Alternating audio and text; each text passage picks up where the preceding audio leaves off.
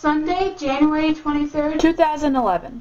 Today is awesome because I'm seeing Linkin Park for the first time, and it was fucking awesome. This past Sunday, I got to live out a dream that is literally 10 years in the making. I got to see Linkin Park, my all-time favorite band, live at the Phillips Arena in Atlanta, Georgia, for the first time. Before the show actually started, a band named Ultra Drive performed just outside of the arena. Now, I love it whenever local bands get the opportunity to perform in front of large crowds.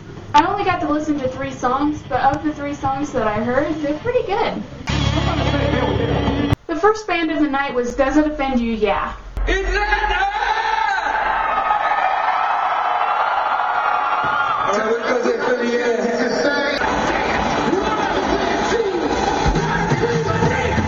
I really enjoyed their set. I wish it were longer because they were so entertaining to watch and their music was really good.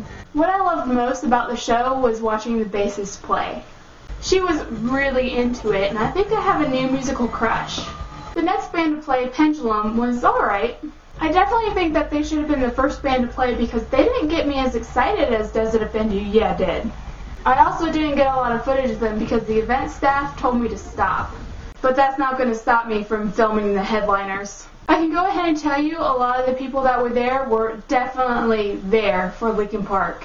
The people that had seats were sitting down during the first 2 bands, and whenever Linkin Park got on stage, everybody was on their feet and excited as all get out.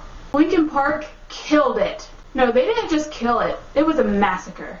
Just when I thought I had been to some pretty awesome concerts, Linkin Park pulled out all the strings and topped all of them. You can tell that whenever they perform, they put it 210% into every single song, and they are totally into it. Linkin Park is one of those bands that absolutely adore their fans, and they try to give their fans every single ounce of energy that they have inside of them. And that's how I felt whenever I was in this concert. I felt like I was being blasted with just pure raw energy, and it was fantastic. The one thing I was most afraid of going into this show is that I had really high expectations and that those expectations wouldn't be met. Over the 10 years of me being a fan of them, I've heard so many great things about their live shows. Things like Chester's voice being like butter, and even sometimes sounding a lot better than the studio recordings.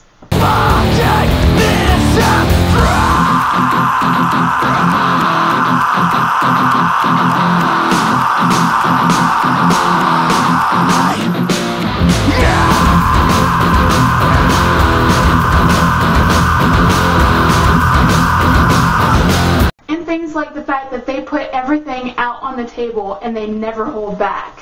Now, I've seen the Live in Texas and Road to Revolution DVDs, so I know what they're capable of. But you don't get the same feel from a DVD as you do when you're actually there. I was really happy to know that they not only met my expectations, but surpassed it. The only real disappointment that I have is that I didn't get a clear view of Rob. So at the very end of the show, whenever he was throwing out sticks to the crowd and waving goodbye to everybody, I kind of filmed him to make up for the lack of pictures that I got of him. Call it creepy all you want, but Rob's my favorite band member. I've never walked away from a show or event without something to show for it, and this time is no different. The merch I bought, a poster, was this shirt, a poster, the tour program, and a Music for Relief bandana that was designed by Mike Shinoda himself.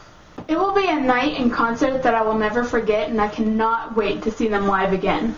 If you ever get a chance to see them live, do not hesitate. Go as quickly as possible, because you will not regret it.